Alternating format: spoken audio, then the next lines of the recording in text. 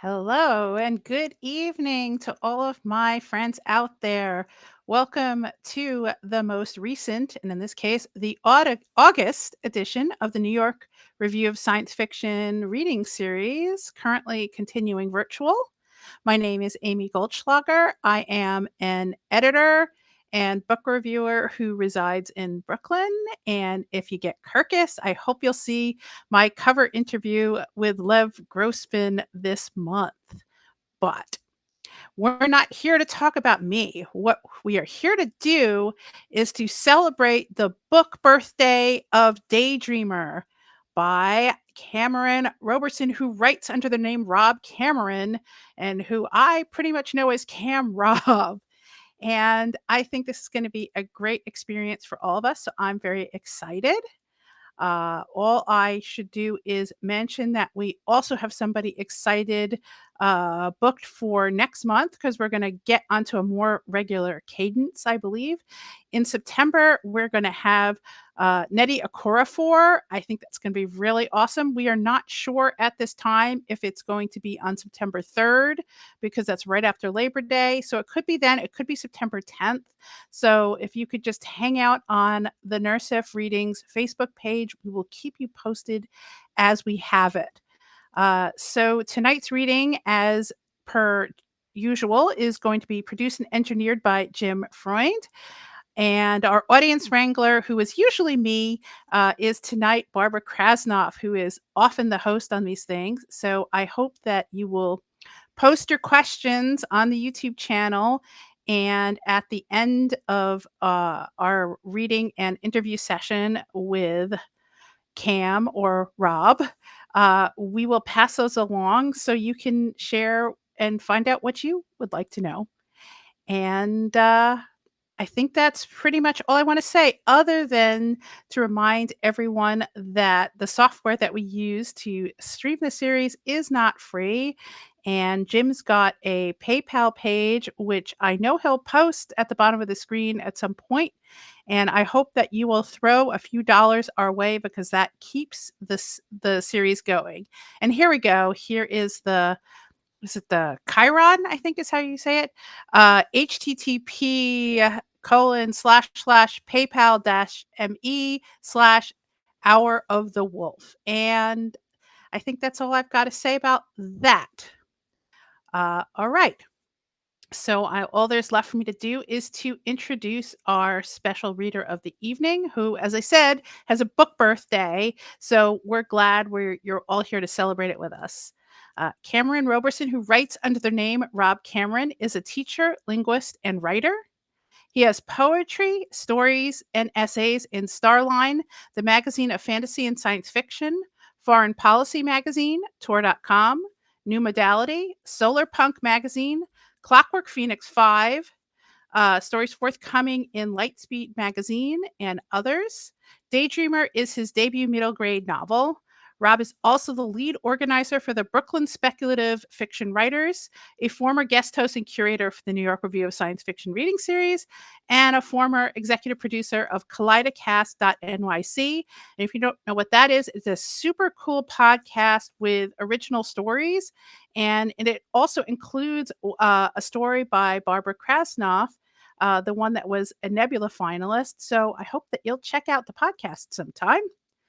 And I think that's all we got to do with me solo. And if we'd like to bring Cam or Rob onto here, then here we are. Good to see you.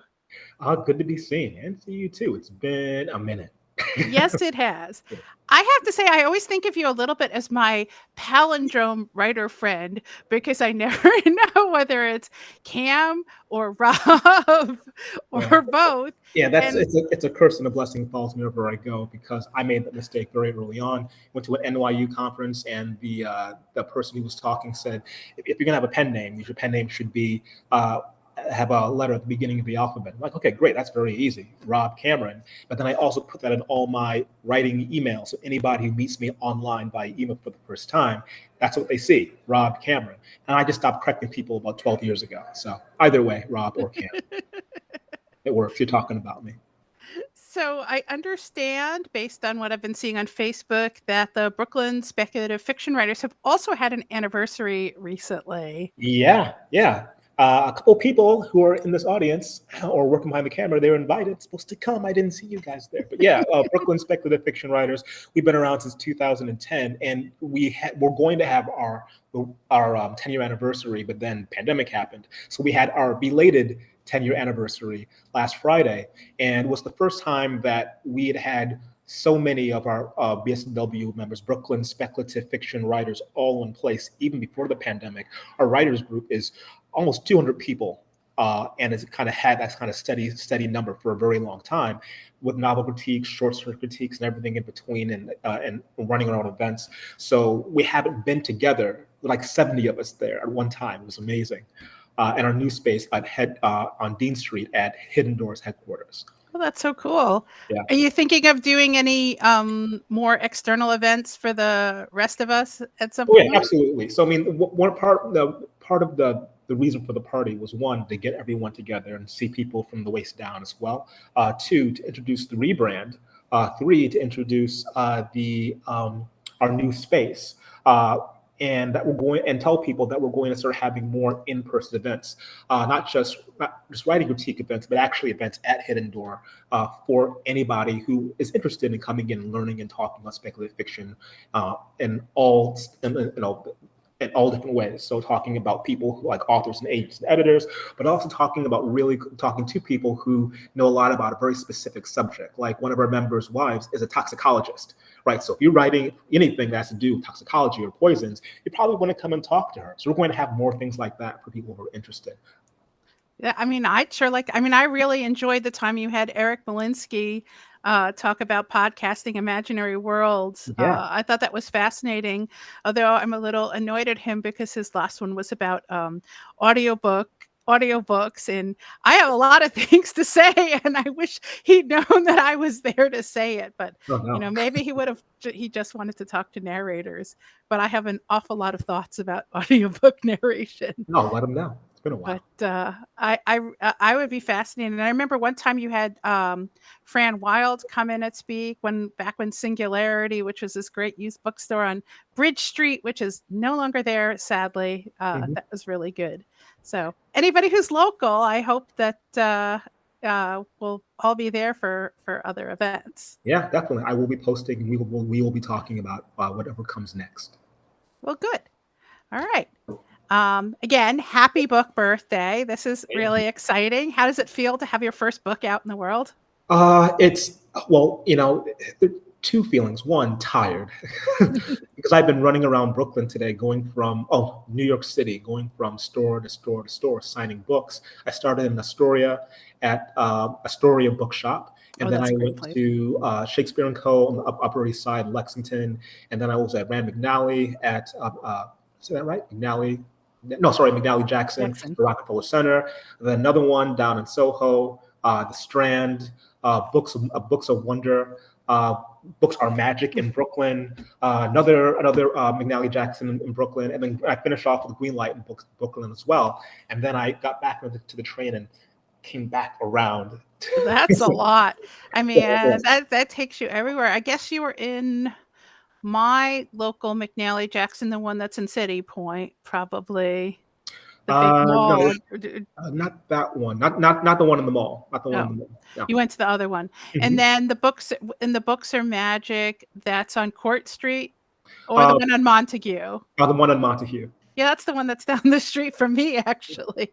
Yeah. It's a Yeah. great So it's it a was great definitely space. a trip. But so one, I'm tired from literally doing this. But also, this is the book that made me decide to take writing seriously and to see it, out in the world truly now as a physical thing, not just in boxes on my basement.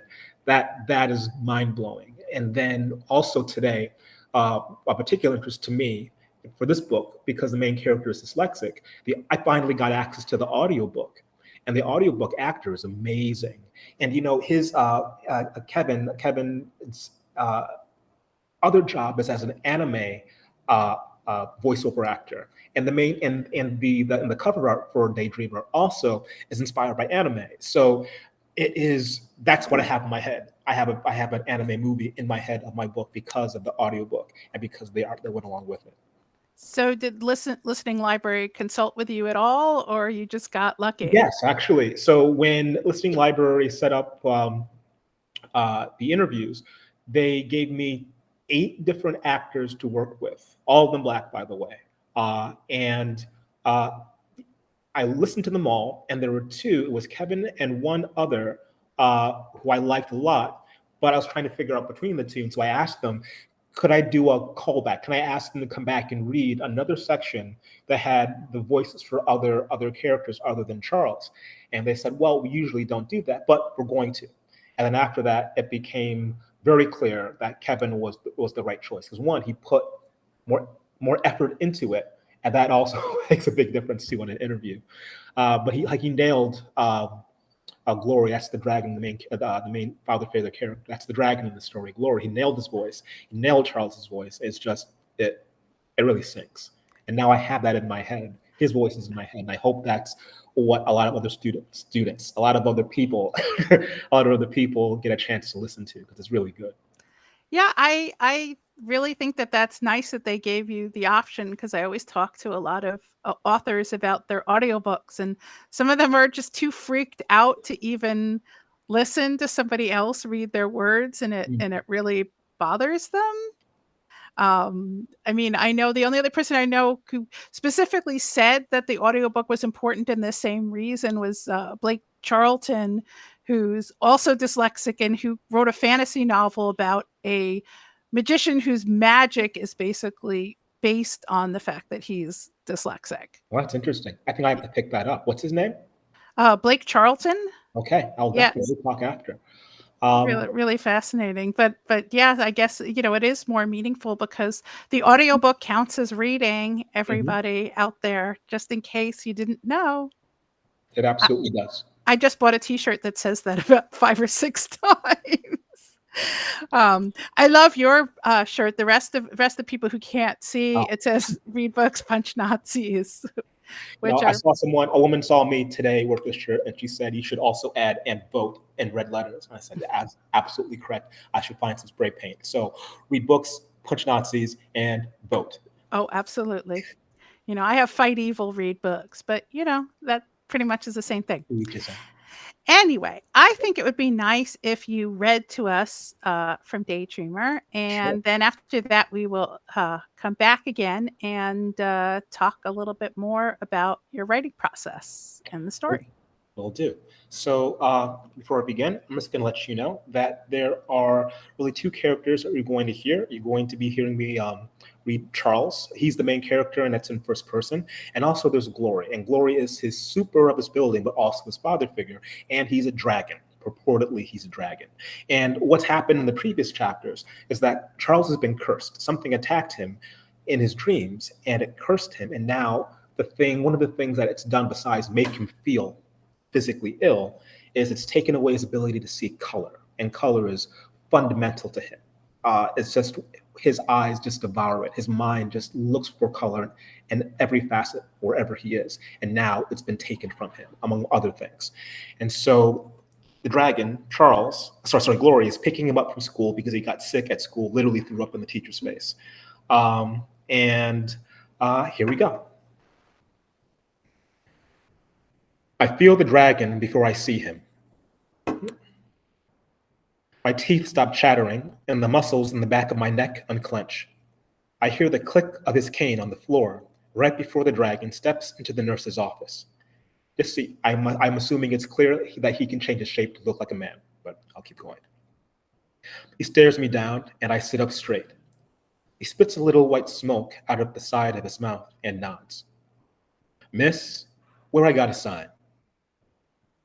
We walk down Madison, then cross the street. Take this. The dragon pops the cap off a ginger ale and hands it to me. It'll settle your stomach. I hurry to stay as close as possible to the dragon to numb the curse. Also, being close to the dragon also numbs it a bit. Hard to do that without getting pop up my nose. Ginger ale isn't the medicine, but it'll do until we get back to the Beatrix, his home. I ever tell you how dream folk learn skinwalking? I shake my head. Even if he did, and he didn't, I wouldn't stop him. I live for the dragon's stories. Soon as he starts telling, my pain slides away and I leave my body. It was Brad Coyote who done figured it out first. He was creeping up on Brad Snake to eat him or play a trick right as Brad Snake was shedding his skin. The story plays out right in front of me. Bright watercolors bleed into everything, and I almost want to cry. Brer Coyote's steps pop with little sly blue puddles around his paws, and Bear Snake's hisses rattle sunrise orange trails off of his tongue. An inspiration slapped Brer Coyote, slapped him so hard he was almost mad. When Bear Snake slithered off, Brer Coyote made himself kind of like a cloud and slipped into that old snakeskin. Perfect fit. Looking mighty fine in this old snakeskin, he said to himself. Brer Coyote went all around, caught all kinds of birds for his dinner. Kept ducking Brer Hawk, though. Almost caught Brer Rabbit. It was the perfect disguise, and he was going to keep it to his own self. Then he thought, what if I want a skin that don't shed? Well, nothing to do but to peel it off of him. What a monster Coyote would have become. That night, he slept under Mama Cotton Tree. And don't you know that fool Coyote talked in his sleep, running his mouth about this new trick of his and all the dream folk he was going to skin. That upset Mama Cotton Tree, but what was she to do? Well, inspiration must have been walking about on holiday because it pinched her too, so fresh. It was springtime, and her flowers were full of young seeds. She told all her seedlings what she'd heard Brer Coyote saying, that then sent them every which way on the next breeze. 10,000s of them rode the north, south, east, and west winds. Wherever they landed, they told Brer Coyote's secret. The next day, Brer Coyote woke up and couldn't believe what he was seeing. Brer Snake was trading skins with Brer Owl, owl with horse, horse with bear. Anybody and everybody knew the trick, which is how Brer Crocodile, playing at being a mouse, almost caught Coyote for his dinner. Now, Brer Coyote didn't dare use that trick to go hunting. He was extra skittish from forever on, howling at the night at what coulda, shoulda, and would have been. But the stars don't listen, and the moon doesn't care, and we all got the rent due. Now, of course, most of the seeds didn't get the story on how to skinwalk exactly right. So most dream country folk who heard it had to figure out the exact details themselves, mostly without killing, to take the skin. That's why there are about as many ways to skinwalk as there are seeds in a cotton tree. But some folk ain't got no problem with killing, and those are the ones to watch out for. The daydream fades, cools to ash, and scatters like a dying dragon. I trip over a crack in the sidewalk. Glory catches me before I hit the ground. Why'd I think that? Watch them big feet, boy. The dragon's smiling when he says it. Standing next to him, the only thing in the world in color, makes me feel worse somehow. You got something to say, Charles? He says, frowning. Not Charlie, Charles. I feel a little taller, braver, and the way he says it, it's like he's making room for me to grow. When I was small, the dragon never made me hold his hand when we crossed the street. He'd say, "No babysitters here. Don't see no babies neither. No, sir, I see a boy. Boys know how to walk across the street proper." Calixte, that's the lieutenant's. The boy's name is Junior. How do you know? He asks, arching one eyebrow surprised. He's in my class, but he wasn't there today. Glory's quiet as we cross 3rd Avenue. We've got to watch the ground here because people don't clean up after their dogs. They came over from Haiti, he says. That's for sure not their home or their real name. I nod my head like I know. That doesn't fool the dragon. Boy, what you learn in school today? Haiti, one half of an island, southeast of Florida, most successful slave revolt in the New World. Oh, do you know what they are? Boy, I know you know, I know. You were sneaking about in the hall this morning, wasn't you? Trolls. Which is how I know they ain't Haitian. Trolls, this kind anyway, come from the north and across the ocean. Their real skin's a kind of ashy, dead man green.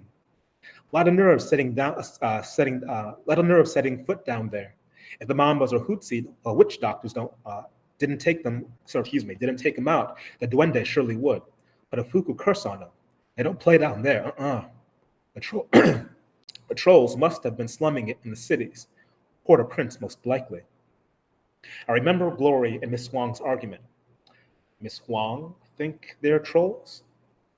The dragon snorts an angry jet of black smoke and gives the front of his coat a hard shake. That old bag, he shouts. Why, she wouldn't know a troll if it rose up and bit her on her nose, her long snout of a nose. I noticed the fish wrapped in newspaper under his arm. Red snapper. It's for her. I keep my mouth shut. I can tell they're trolls by their low predatory slink, said the dragon. The way they walk marks them as a troll, through and through. Can you smell them too? He nodded. No matter which way the skin's made, nobody's quite figured out how to get the human kind of stink just right. So there's always a bit of glamour and sleight of hand in the conjuration of the skin, says Glory. But if you have a good nose, like mine, it's like walking into a room with somebody who's got on too much cologne. What do people smell like? Like sweat and soap, he says. Some less soap than others.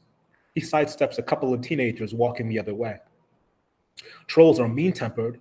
Goes without saying they can be dangerous, but, he holds a finger, manageable. But look at what they've already done. Great big jaws snap at me from the left. I jump behind the dragon. Next to where I was standing, there's Mr. Thompson's fat old Doberman, Cadejo, chained up next to the stoop of his building. Cadejo gives me a big, toothless doggy grin. Glory looks at me. My cheeks get hot. Glory sighs. Boy, it can't be jumping at every little thing. Now, if the only folk living in the Beatrix was the cute and cuddly type, he twiddles his fingers around his head like butterfly wings. Then we'd all be out on our butts, myself included. Some of the humans, too. Make no mistake, in my true form, I'm the toughest, baddest dragon you ever seen, and don't you forget it. We cross 2nd Avenue, almost home. This cold won't go away. Even with the dragon close by, my body still hurts from the last night, and I can't see the sun because it's smothered under gray garbage bag clouds, dropping dirty flakes on everybody except Mr. Miles. His long green coat with the tails is completely dry. The snow melts in the air before it touches him. Right now, that makes me mad. Mr. Miles, he beats his son. Junior got it bad last night. Good, said Glory. Old man's doing his job. You try raising a troll without giving him a couple licks. Should beat him more often, twice on Tuesdays. He nods his head. Can't believe what I'm hearing. But he's just a boy. No, he's a troll. And it ain't the old trolls who cause the most trouble. It's them young bloods' trouble. But some young bloods want to make a name for themselves. Well, I wouldn't be surprised if Junior's up to his elbows in calamity and damnation. They're right above me, Mr. Miles. I can hear them. Why can't you make them leave? I can't what? He grabs me by the backpack and spins me around. I've tolerated more than enough lip from you and Mrs. Wong. I ain't hearing no more. There's worse things in the world than a couple of raggedy trolls. I'll lay down the law to them. They will follow the rules just like you. I'm so mad. Why won't he listen? He puts his finger right in my face. Is you crying, boy? You mad? No. What, boy? His eyes are green slits, and the smoke pouring out his nose and mouth is choking me. I hold my breath. I said, no, sir. That's right, you ain't. That fire I put in your belly, use it. Swallow up that sass, because I better not see it. Burn it all the way up. I want to be good, and maybe this is what it takes. Don't have to like it, though. This here is over, Charles. Now let's go. The traffic lights have already turned, so I don't wait for him before I cross the street. Ain't no babies here, right? My stomach twists around a piece of glass. Pain. All of a sudden, I'm wet and sweaty, freezing. Oh no. I'm halfway across the street. I forgot about the curse, and I'm too far away from the dragon. And I'll stop there.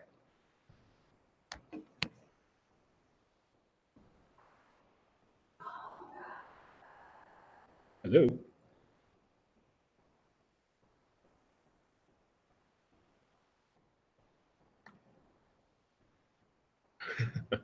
I can see you, Barbara.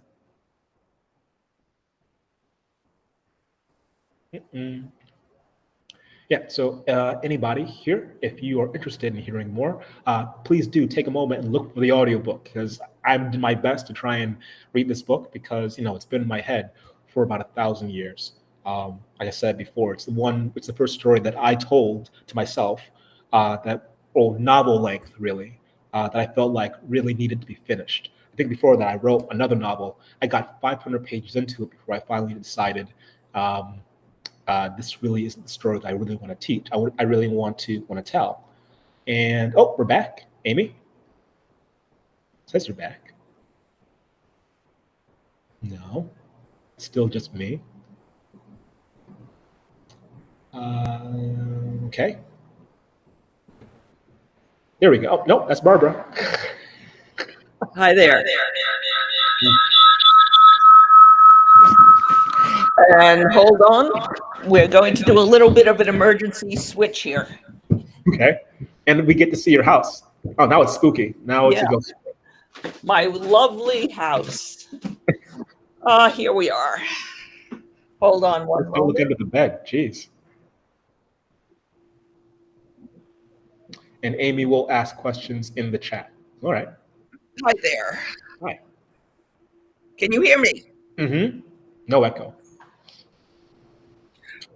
So Amy asked, so what's the coyote story? Okay, I unfortunately my thing is muted right now. So You're not here muted. we I can are. hear you. Okay. So listen, Cam. Yeah.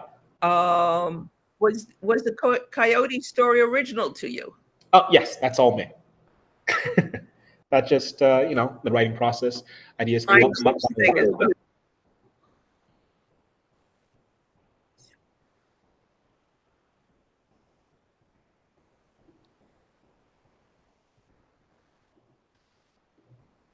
Can you hear me? Yeah, I can hear you. Okay. So what inspired the novel? I mean, it's a very interesting first person perspective. I've been asked this question a couple times, and it's one of those things where I just started writing, and then this is what came out. I said, "Oh, let me follow these characters." It comes from. I'm sure it comes from a lot of places. Certainly, there's a lot of subconscious in my own background. I come from a single family home. My mom raised me, and like the quasi father figures in my life, for the most part, were not grade A. So a lot of the stuff that I learned, I had to learn from my mom, which is great. There's always that hole that you try to fill when you can. So certainly, drama and traumas in there somewhere. But I've always loved dragons, and Dragonlance Chronicles, particularly, is what I got into when I was 8 years old. I saw it on a bookshelf at Walden Books. Remember Walden Books, right? And it was like the special edition Chronicles, like all three books together. And I read that book over 1,000 pages, like over and over and over again by nightlight if I needed to. My eyes got really bad for a while because I was doing that. And so I have that. I have dragons on the brain, and I have for a really long time. And so I think for a while, almost every story that I tried to write had dragons in it. So I think, what, let's just lace the wound and get it out. So this one has dragons, and my adult novel also has dragons. But because of this, and I've had them in my head for so long, and also because it started off with Dragonlance, where dragons already speak and are super intelligent. I started with something that was already complex, and after years of reading about them and doing more of my own research, mythology and folklore. I'm particularly interested in all kinds of folklore, as you can tell from the book. The folklore on dragons is very, very deep. So being able to put those together in a way that not just makes sense for me, but makes sense for the kind of story that can get to the ideas I want to get to. And in this case, I am talking about someone's childhood. And it's not my childhood because you never want to get so, unless you're literally writing your own personal biography, you don't want to get too close to your own stories. It's a hard thing to do. Certainly there are some biographical things in there. Like there's a part in the book where where Charles gets electrocuted. That actually happened to me. Kids do not play with electricity.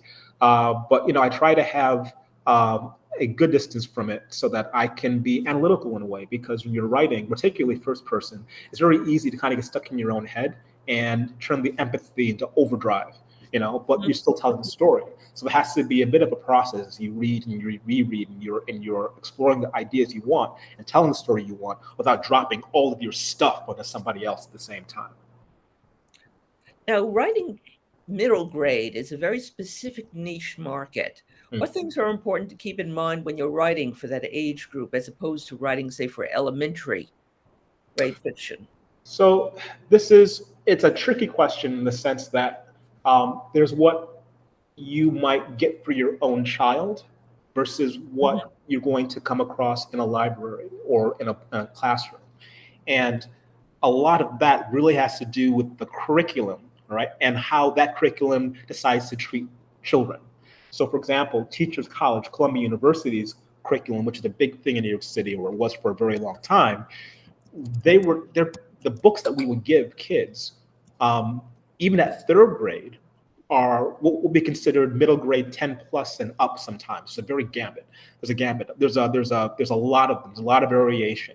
So as far as what are the examples that you could be trying to write to, there is no one. And particularly also looking at other markets, like middle grade here in the United States is different from middle grade, say, in the UK. They're different parameters, a different audience, and so different amounts of leeway. If someone's writing middle grade here, I would say write your story first. When I wrote Daydreamer, I just wrote the story, make it as good as I possibly could. And then after writing the story, my agent Barry said, I feel like this is middle grade, but we're going to shop it everywhere. Right. YA middle grade. And then it ended up being a middle grade editor, Lisa Abrams, is the one who picked it up. And she absolutely loved it.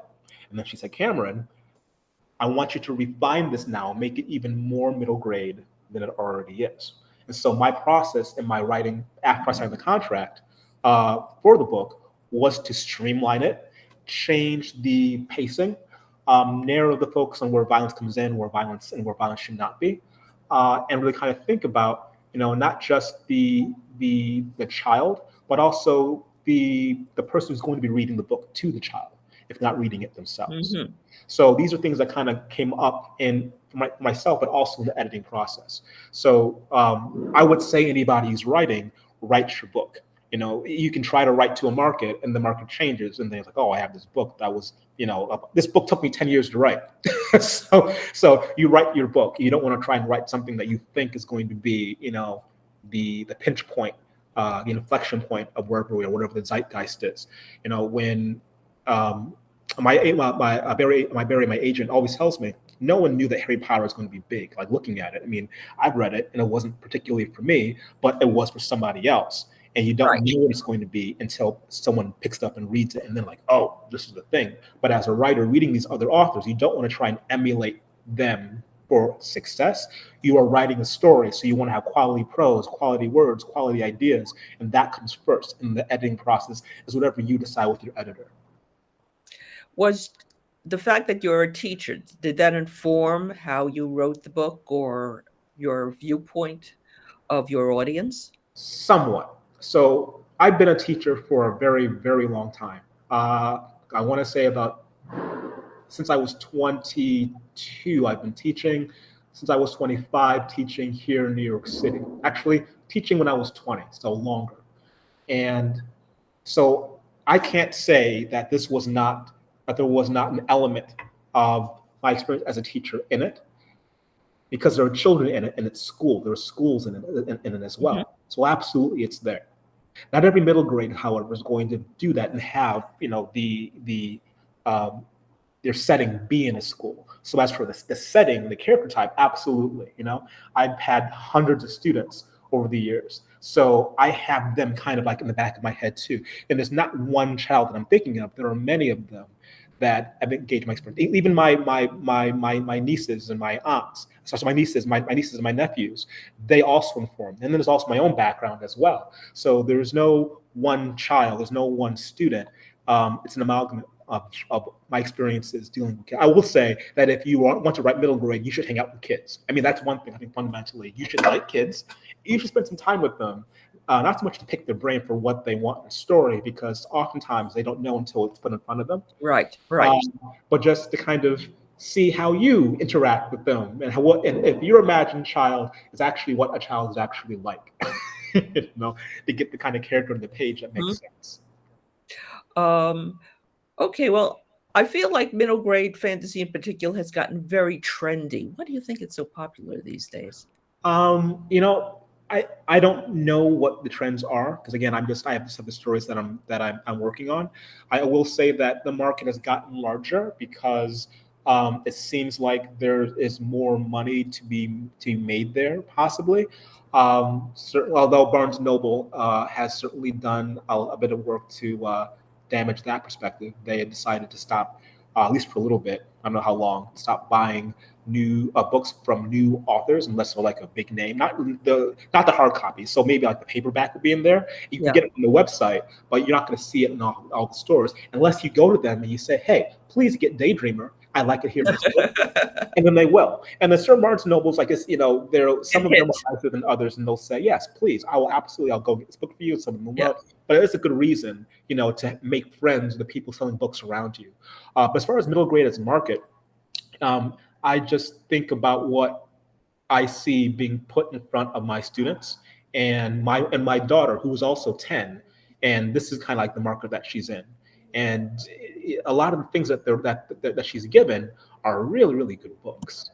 And they don't pull as many punches as they used to. And when you think about children's literature, it's much vaster than I think we give it credit for.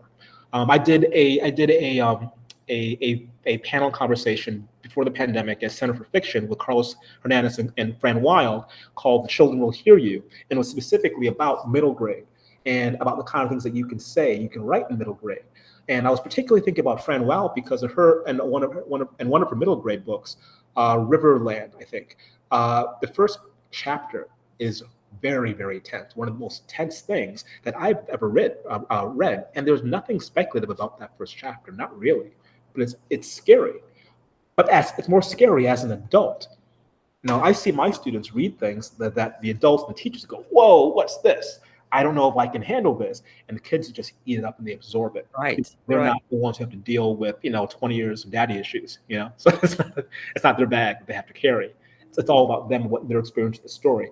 So I've told some scary stories and been surprised, and at their maturity in dealing with the story, and then the conversations that come out of it. I guess I'm no longer surprised. I was surprised at first, but since I've been teaching the same curriculum for a while, when those books come up, I'm like, okay, here we go, real conversation with these kids. Yeah, I know. I often think that kids like things scarier or more disgusting than adults do. I mean, they enjoy it in a way that we've learned not to. But definitely there's a temperament thing there as well. Like my daughter, she's a very, very sensitive. My oldest daughter, she's a very, very sensitive child. So like she won't even she wouldn't watch scary movies, and even movies that I wouldn't think are scary, that her friends don't think are scary, like Spider-Man. She's like, "Nope, too scary. I'll watch something else." She's starting to get over that now. She's getting older. But she's reading my book now. It's okay, Daddy. Now I'm going to read your book. As a matter, I got a message from her saying she wanted the first book. So I have one at home. So Ronnie, when you get home, they're waiting for you.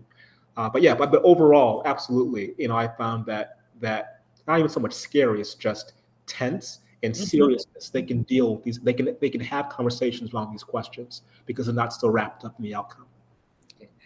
Now, there used to be speaking of your daughter, there used to be a perception that when writing for kids, girls would read books irrespective of the gender of the protagonist, but boys would only read books with boy protagonists. Is that still true? It's hard to say because my experience for the most part when it comes to middle grade books has been with the books that I teach. Yeah. Right. And so in the books that my daughter gets home from school. and books I have for my own research. So for my daughter, it's been a mix of main characters. But Mhm. however, I will say that I think the majority of the main characters from the stories that she's been reading have been they have been women, or girls rather, but not all of them. Yeah.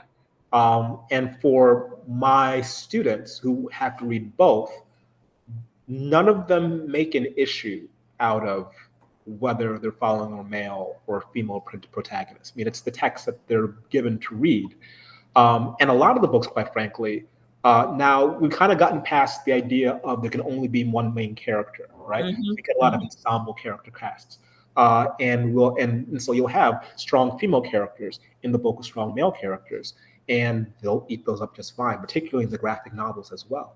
Some of them obviously are a bit more immature, but you deal with the kids that you have. But I'm not sure what the research is on this, but I do know that there's been kind of like a shift in the curriculum to try and Yes. Yeah. balance out what those characters are, and to make a concerted effort sometimes, I think, to talk about them as people first, and then delve into their issues. Yeah, well, certainly it has changed. I almost didn't ask the question because I'm thinking it has changed so much in the last 20, 30 years. I will say that I think that like the actual children's books, those may be more heavily male than female. Hmm. Because like some of like the main character, like the mainstay characters, like Yeah. Curious George, we're still reading Curious George, So things like that, they haven't changed. So yeah, they're still there. So I think there's going to be a bit more weight on that side. Okay. Now, were you a big daydreamer as a kid? Yes. I absolutely was. I was that kid who had to be told to pay attention, to stop fidgeting. What are you doing? So about full disclosure, I've been diagnosed since for a very long time with ADD and also narcolepsy, and the two are weirdly connected. Hmm. But absolutely, yeah, that was me. I was the one doodling and drawing. I remember in a social studies class, I had a cassette player, like one of the mini cassettes, and I would record my plan was to record the lecture for my teacher. This is high school, and then I would listen to it later. But for whatever reason, I was so distracted, I just started taking all my cassettes. I had a lot of them for some reason. I'm just stacking them, stacking them, stacking them, stacking them, right in front of the teacher. And finally, he just looks at me and he says, "Cameron, if that falls, you're gonna have a problem." I'm like, "Oh." I'm sitting in the front row and I'm stacking these things right in front of him. So yeah, I was that kid, but he was a good guy, and he didn't give me a hassle, but that was particularly annoying, I think. Oh God, yes, I would imagine so. Um, what other authors have inspired you? Which other YA or young people's authors have you read and have you would recommend? Hmm. So here's the thing: like when I read middle grade for as I'm teaching it. Uh, Mhm. when I'm writing, I just read what I want. So it's not necessarily looking at middle grade. So actually, funny you should mention that. I have this great book, which it's not even it's a graphic novel. It's new, right? It's called Puzzled by Pam Cook, right? And it's a graphic novel. It's his story and his how he tried to understand his OCD, and it's phenomenal. Um, Kind of blown away by it, quite frankly. Fran Wild, I think I've already mentioned. Whatever Mm. she does is amazing, and she and Barry Goldman, my agent, he's like kind of opened my eyes to what middle grade could do, because I had the wrong conception, and for some reason I had a partition in my head between what I was teaching at one point and then what I was writing. It's like you do realize there's a lot you can do in middle grade, and then after he started showing me books, it's like, oh, okay, then yeah, all right, I can do this. And that's looking at what I was teaching, like, oh my God, obviously, like Patricia Polanco. No, she's children's books. She's children's. Gosh, the author That's of okay. Tiger Rising, by gosh, I'm horrible with people's names. So please ask me this question later. I'll Google. Actually, I have a picture of it, and I have a picture somewhere of the people I talk to. But as far as Daydreamer, what I was reading for my inspiration was a lot of other things. I was reading a book on Belizean folklore. I was reading a book on African American folklore. Again, names. Why am I forgetting the names? The book on African American folklore was called "The Naked Fly." I don't know. This is the worst part of the demo. This is the worst part of the interview for me. Please, everyone. I'm sorry. We should have warned you ahead of time. We were going to ask this because I was the same as you. Hold off my head. I don't think this is a spoiler because I know this happens at the beginning of the book. I will tell you ahead of time. I have not yet finished it, so I can only ask about the beginning of the book. I love the idea of the dragon that may be a real person or may not. You're not sure. You're reading the book. You're from the boy's point of view. And I just want to say, I think that works so beautifully. Thank you. How did you, as a writer, how did you manage to give us that impression of his point of view where it's a dragon, but we think we know it is not a dragon. It is a landlord or just an adult. Well, I think I made a conscious choice to make his inside world, where a lot of the magic happens, just as important as the outside world. And so by doing that, by taking it seriously, I guess it gives the impression that creates the illusion. But it's not so much that I'm trying to trick, as opposed to kind of make it seamless, because it's one child's experience, and this is how he experiences the world. And the reason why there's a barrier between what's real and what's not real is because people force him to choose one over the other. Mm-hmm. And so if he doesn't have to make that choice, then he goes to this other place. If he does have to make the choice, then he goes back to the other place. Real world, it all matters to him. It's all important to him. Therefore, it's important for the story.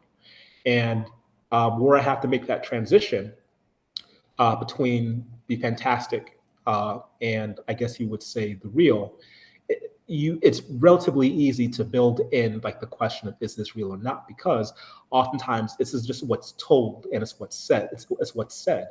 The stories that Glory's telling, it's its own kind of magic for Charles. But because you're seeing it from his perspective, anything that even feels magical, it's also extremely subjective because that's what he sees and that's what he feels, truly. So I don't try to make it a large distinction, although I will say it is that all the magic's real. Everything that happens, it is real because he's real and everything about his experiences is real. It's the question of whether or not, what the consequences are for him in either world, the real world, and then what's going on, when he has to close his eyes. Amy Goldschlager does come in and asks if you can talk about any other upcoming projects, for example, Hurricane Jane. Sure, I can talk about two projects actually. Before Hurricane Jane, I'm going to talk to you about the novelette, which is going to be coming out with Lightspeed magazine. So it is from the Dartmouth speculative fiction project. It's there with me, Bo Bolander, Max Gladstone, Nibby, a whole bunch of people who some of them I already knew. I knew Max for a while, and Bo. We've been going back and forth, talking, all the same people, but have actually had a chance to sit down and have a conversation with. So Liz Gorinsky chose me for this anthology, and at Dartmouth, the project was to put authors with specialists, with researchers on any particular field, and they read my work and they saw how much I'm invested in the idea of solar punk as a genre, and they put me with a person, a Helen, who studies glacier melt. And how fascinating! It's very fascinating. She's very, very, very good, and also she's the kind of person who wants to talk to you about her work and wants to make it understandable. So well, we bonded pretty early on. We had a lot of conversations even before we met. And so, but the project I was working on with is a solar punk noir, which is a story which has solar punk elements where we make good choices about our future. But the noir aspect is fighting against the power, basically. Like there's political power and there's capital power, and the main characters are in that world where money is power, but they're trying to get to an outcome which is beneficial for them, but also beneficial for the rest of us as well. And it's when I started that story, I knew exactly the story I wanted to tell, and it just happened to be perfectly aligned with the person who was helping me to tell this story. So that one I'm very excited about. It should be coming out sometime later this year in, I want to say, well, in Lightspeed, probably November, December, maybe. Who knows? But it might be this year. But I don't know what my story would be in the queue on Lightspeed, because there's a lot of, like, there's 10 of us who were part of the speculative fiction anthology. And then there is Hurricane Jane. So Hurricane Jane it's my baby book. It is the one that I am very, very excited to talk about. I mean, other than Daydreamer, because Daydreamer has been my life for years. Hurricane Jane has been my life only for like the last 5 years. It is a alternate history weird Western with an African princess as the main character, an immortal African princess turned gunslinger. Okay. And she has to fight a dragon because I had dragons in the world. Of course.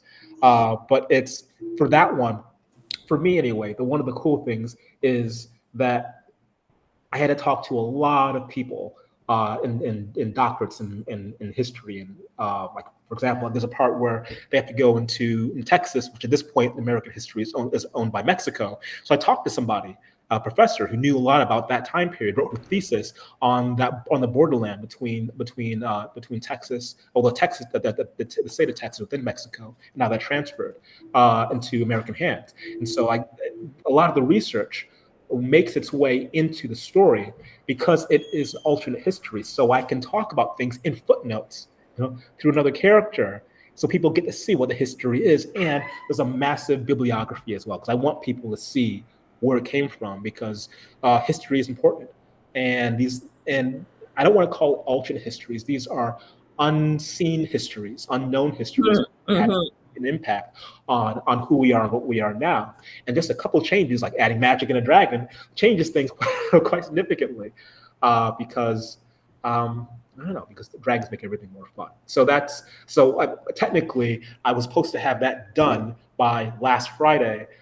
Final edits for that, send it off to Barry, but it was trying to do stuff for Daydreamer and the Brooklyn Speculative Fiction Party, and then I'm going to Worldcon tomorrow. I'm getting on a plane to go to Glasgow, so all that has kind of gotten in the way. But I definitely I would imagine so. Yeah. We have a question from C.E. Rouse, who wonders if there's any pressure to follow up Daydreamer or to stay within the middle grade. Well, when I wrote Daydreamer, I wrote it as more than one book. So I do have another book planned for Daydreamer. Like there is a final scene that has been in my head since the very beginning when I started writing, and I knew that I wanted to get to this because the way Daydreamer ends, Charles has found some hope, right? But not everybody's story is over, and one of the things is that after a story ends, a person's life keeps on going, right? So it's never just one happy ending. One happy ending is followed by another tragedy, and then that's another story in and of itself. But I definitely do want to come back to it because I don't feel like the story's done yet. Okay. Well, we're just about at our hour, maybe a little bit less. Is there anything else that you'd like to tell your readers and audience that I may not have asked? Gosh, is there anything else? I think just to say that, if you're, actually two things. One, thank you to you and to Jim, because, NYRSF and KGB Fantastic Fiction, those were my entry points into writing and taking speculative fiction, taking writing seriously. These are the communities that I was able to connect to. And and through them also led me to BSFW, Brooklyn Speculative Fiction Writers. I would not be here if it wasn't for all three. And so first, it's a thank you, because if it's like a center of gravity here in New York. If you want to be a speculative fiction writer, these are the places that you go to meet the people who are doing the thing that you want to do and doing it well. And if you're not a jerk, then you can hang out with them and talk and learn, and become part of the community. So that's the first thing. So first is thank you. And if anybody is watching and you are from the New York area and you want to become a writer, check out Brooklyn Speculative Fiction Writers. Just don't be a jerk, and you can join us. And then also go to KGB and New York Review of Science Fiction reading like you're doing right now. I think the other thing is that, if this has been the kind of story that kept me up at night just thinking and thinking and thinking and dreaming, because my narcolepsy, my sleep schedule is all kinds of messed up. And the more I think about it, the more I want this book in the hands of not just children, but also a lot of adults, because a lot of adults, I think, never got the message that I'm trying to get across here in this book. Because part of it is, one, take your inside and your outside world seriously, and that even if you're dyslexic, you're not some total part of the things that you can't do. You're a whole person beyond that. But also there's such a thing as the right kind of love. And for so many people, growing up the way that we grew up, you have to take the love from whoever is giving it to you. And it's never a pure thing. And you're always dealing with that impurity. But sometimes maybe you take it onto yourself. Maybe you're the one that has the problem. And I think that this story, I want it to go out to children, absolutely. I want it to go out to anybody who is still kind of dealing with that feeling that maybe they were not enough. And they should know that at no point were they the problem. And they should love themselves and understand that about themselves. And sometimes you can't just say it. You have to go through a process to see it. And sometimes that process is a story, and that makes it a little more digestible as a story, particularly fantasy. So that, I think, is an overarching message, is that there is the right kind of love and you deserve it, and you can find it. And on that message, I think that's a wonderful message to go out on. Thank you very much. This has been Rob Cameron introducing his brand new book, Daydreamer, which has a wonderful cover, by the way. Yeah. And not MBD, fantastic artist. Very, very good. And you could get it at your local bookstore or on Amazon or online on any other places where you buy your books, or there's the library. Yeah, the library and the audiobooks. Please get the audiobook. And there's an audiobook, so that if you like to listen to your books rather than read them in print, that's a perfect way to enjoy them as well. Both. There you go. Both. My name is Barbara Krasnov. Yes, I know. My name is Barbara Krasnov. I have stepped in for Amy Goldschlager, who was the host in the first half of this process. And thank to our audience for being patient with us for a few glitches. Our producer, director, and general manager is Jim Freund. Next month, we will have a special guest, the wonderful author, and I am about to totally mispronounce her name, so I apologize in advance, Nnedi Okorafor, who is just absolutely wonderful, one of my favorite people, and I will be talking to her. And that will be early next month in September. We will announce the date as we get a little bit closer. And of course, if you enjoy this series and wish to help support it, you may leave a tip at paypal.me/OurWolf. Thanks again to Rob and to Amy and to Jim and to you. And to you. And thank you very much, everybody. Take care.